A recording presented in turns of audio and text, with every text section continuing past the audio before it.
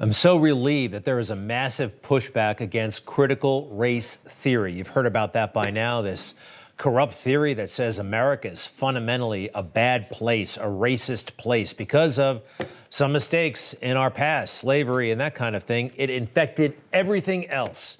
Well, there are some heroes who are stepping up and pushing back, and they're winning. We've been meeting them. These, a lot of times, they're just moms with passion for their children and passion for their country. We talked to Tatiana on the upper left there, and we're about to meet Quisha King on the lower left.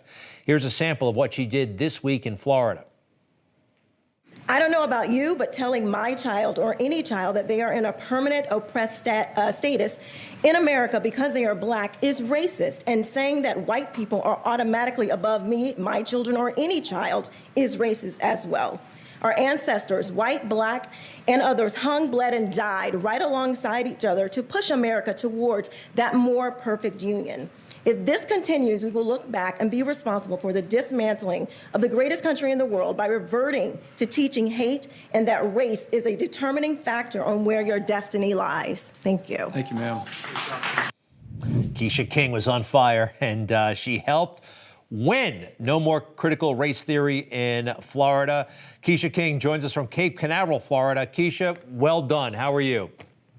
I am well, Greg. Thank you so much for having me. You bet, you bet. So I understand you're a mother of two. Could you give us an idea of your exposure through them, this critical race theory, and how it's affecting your kids?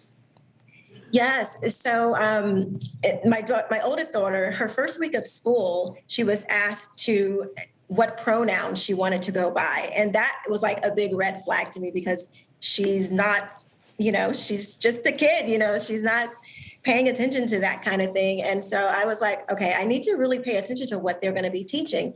So she had actually recorded a lesson in class, and that let me know that critical race theory was in full force. And so I've been learning about it for a long time, and I knew that I had to speak up about it.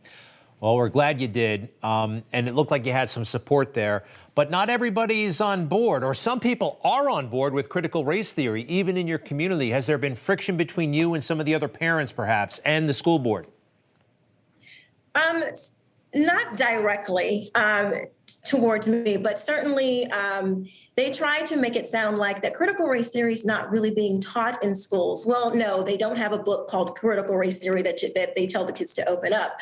But what they do is they weave it into lessons and what they're already teaching. So I haven't had it directly, but they are totally pushing this in classes. But they try to use the excuse that it's not really being taught in schools.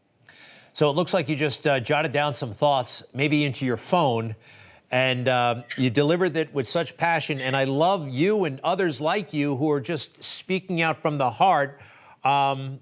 What's next? If this is a big victory, did you know you had this in you? I don't know if I could pull that off in front of a school board meeting, and you just did so well. Thank you so much. I think when you poke mama bears with our babies, that is the point where we're like, no way. And so if we're going to fight for anything, we must certainly stand up and fight for our most precious resources, our children. And this is the time because they're just doing too much. It's too much, too far. Quisha, you're the best. Thank you so much. Take care. Thank you. Thank you so much. You bet.